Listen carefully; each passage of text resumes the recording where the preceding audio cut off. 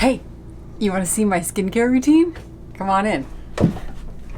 Welcome to my teeny tiny little bathroom where I spend a lot of time getting ready for bed, in the morning, whatever. This is my little teeny tiny room. And today I want to share with you my skincare routine because it's very simple, very non-toxic, and I think effective.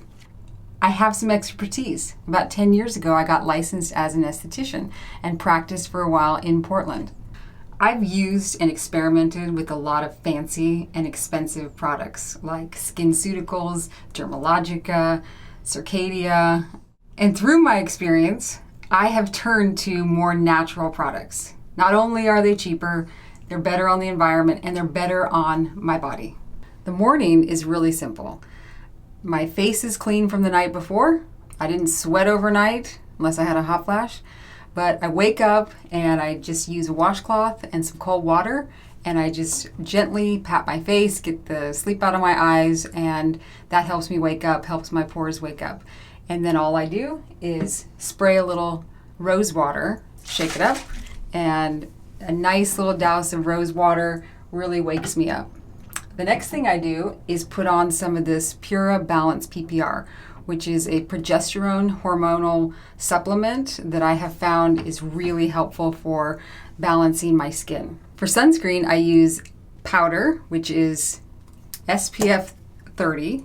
What I love about this product is it gives a little bit of cover up as well as just a very natural look and a physical SPF sunblock. So I don't know if you can see this, but I had basal cell skin cancer, diagnosed 4 years ago, promptly removed, but it was deep. It had gone into the cartilage. So I had a great plastic surgeon, and I am a huge believer in wearing hats, shirts, sunscreen, and if I'm gonna be out in the sun, I do put a little more extra zinc on, but generally I stay out of the sun between 10 and 2, and then wear hats and be in the shade as much as possible. So something I do for a little extra deep cleaning is this French rose clay that I mix with rose water. And I just make a little paste and put it on for about 10 minutes. And it really does a nice, gentle exfoliating on my skin. And clay is full of minerals, calcium, magnesium, iron. So this is a really cool thing to do once a month. So now, fast forward, it's been a busy day, lots of sweat, lots of sun, lots of hanging out, doing YouTube stuff. So now it's time to go to bed. So what I do is warm up a little water and use a washcloth again and just pat my face with the washcloth for like 20 seconds. And then here's my cleanser, avocado oil. Just something you would buy at the grocery store. And I use avocado oil because it's a little thicker and I'm 46, so I need more moisture. If your skin is more oily, you might want to use a grapeseed oil or a coconut oil. So this is good for the mature skin. And I just do this. And did you know that massage actually stimulates the growth of collagen? It actually does. So when I was an esthetician, I spent a lot of time giving facial massage instead of expensive collagen injections. And it actually stimulates collagen. So don't just wipe it on and wipe it off. Spend a little time going through and massaging your face. And thinking about all the dirt you're getting out in the meantime and how good it feels to actually have a little massage. Little circles, try to go up, so you're not pulling your wrinkles down. And oil attracts oil, so it's actually pulling out the dirt. And then I just take the other side of the washcloth, warm that up again, and remove that oil. Again, very gently, no abrasive scrubbing. And then I finish off again with the rose water. So another thing I did, homemade cream that I made before we left. I made like a 6 or so batch of this. And I'll give you the ingredients on the description. But this has rosehip oil, coconut oil, shea butter, essential oils, things like that. It's another thing like the lip balm, highly recommend, really cost effective, and I know exactly what's in there.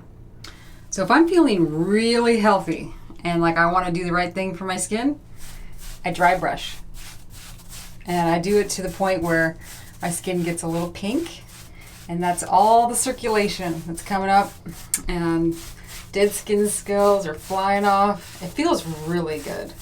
And I just do this all over my body, and it feels like I just got a workout, and my skin feels alive and invigorated. One other little tip I found, because I have thick eyebrows, is this is an old mascara brush, and I cleaned it up, and then now I can use it to brush my eyebrows, because my eyebrows can get kind of bunched up, and this just makes them look a little more groomed. And I do also pluck my eyebrows, and I think they need a little plucking now, but I don't get crazy on that.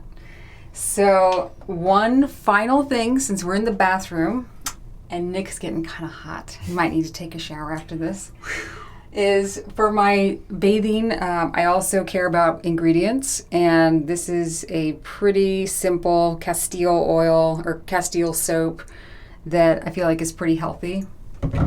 And then for shampoo, I do try to find things that, again, don't have all those extra chemicals, that like propylene glycol, which I think is actually antifreeze. So it's worth noting that the best thing you can do for your skin is to eat really good food and to drink lots of water. I'm going a little further and not drinking caffeine or alcohol, which I do think helps my skin. Exercise, getting sunlight, those are also important, but just eating a clean diet, drinking lots of water, that's also going to make your skin look better, in my experience. Anyway, that is a little insight into my skincare routine. Thanks for joining.